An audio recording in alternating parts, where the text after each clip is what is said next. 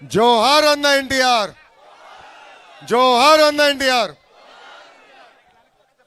వేదిక మీద ఉన్న పెద్దలు, నేనెప్పుడు నా మెంటర్గా భావిస్తున్న గౌరవ కేంద్ర మంత్రి కుమారస్వామి గారికి, అదేవిధంగా వేదిక మీద ఉన్న ఇతర పెద్దలు మహారథులందరికీ నా హృదయపూర్వక నమస్కారాలు.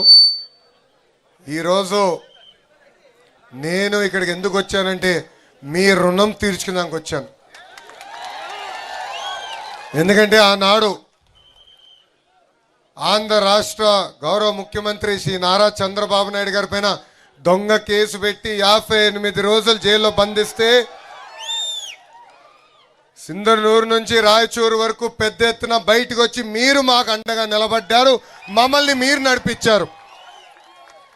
మీకు ఒక కార్యక్రమంగా అనిపించవచ్చు, కానీ నా తల్లి భువనేశ్వరమ్మ కానివ్వండి, నాకు కానివ్వండి, బ్రహ్మణికి కానివ్వండి, దేవాంశ్ కానివ్వండి, ఆ రోజు ఒక తెలియని పరిస్థితి, భవిష్యత్తు ఎలా ఉంటుందో తెలియదు. నాన్నగారినేమో ఏకంగా రాజమండ్రి జైల్లో బంధించారు. ప్రజలు ఏమనుకుంటున్నారో ఆలోచించిన రోజు మీరు బయటకు వచ్చారు, మీరు మాకు అండగా నిలబడ్డారు. ఆ రుణం తీర్చుకునే దానికే ఈరోజు మీ లోకేష్ మీ ముందర నిలబడ్డారు. ఆ 58 రోజులు బాబు గారిని ఎప్పుడు కలిసినా చెప్పేవాడిని, వాళ్ళు చేస్తున్న ఆరోపణలు ఎవరు నమ్మట్లేదు.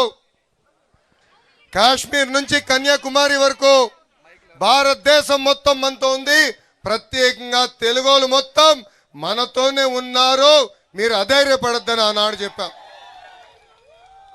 కేసులు పెట్టినా ఇబ్బంది పెట్టినా అనుకున్న దానికోసం మనం అహర్నిశలు పోరాడతాం. విశ్వవిఖ్యాత నడ సార్వభౌమ స్వర్గశ్రీ నందమూరి తారక రామారావు గారు ఏ ముహూర్తంలో పార్టీ స్థాపించారో తెలియదు, కానీ ఆయన పునాది ఎవరు కదిలించలేరు. 1984 నుంచి వలసలుగా మీరు ఇక్కడికి వచ్చారు. పుట్టింది ఆంధ్ర రాష్ట్రం అయినా కర్ణాటక మనం సొంతంగా భావించేవారు.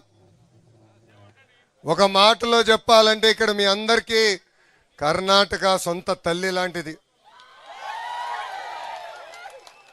అద్భుతంగా చూసుకున్నారు.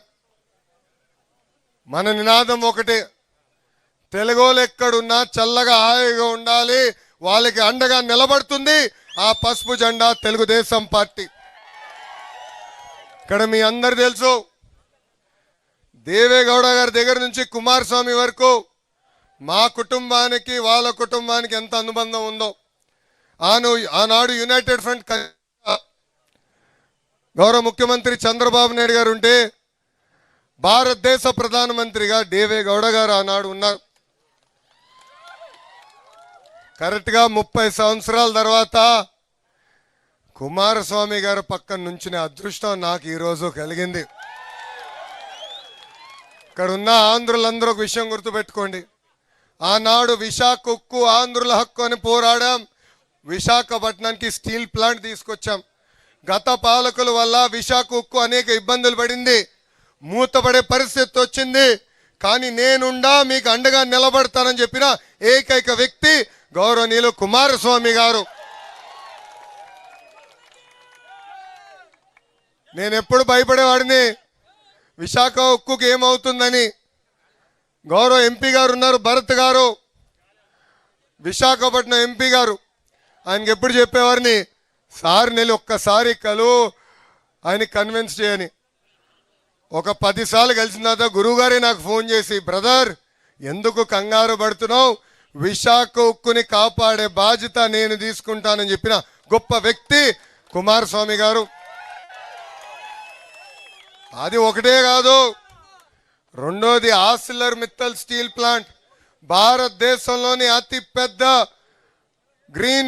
గ్రీన్ స్టీల్ ప్లాంట్ ఈరోజు అనకాపల్లికి వచ్చిందంటే దానికి కారణం కూడా కుమారస్వామి గారు. అందుకే ఈ సభాముఖంగా ఇంకో విషయం చెప్పాలనుకున్నా, సార్ మేము మీకు రుణపడి ఉన్నాం. People of Andhra Pradesh oh you a lot. So we look forward to working with you. We look forward to taking our two great states together forward and develop it, and not only make India proud, but in the process, make Karnataka and Andhra Pradesh proud, sir. Thank you very much for your support. You've always stood by me personally, and you are a great mentor to all of us.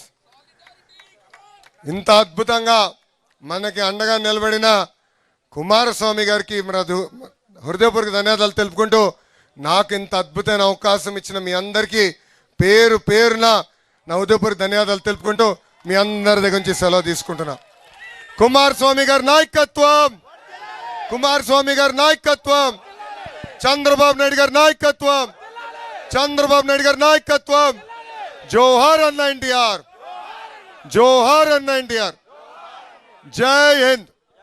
అందరికీ నమస్కారం. Thank you.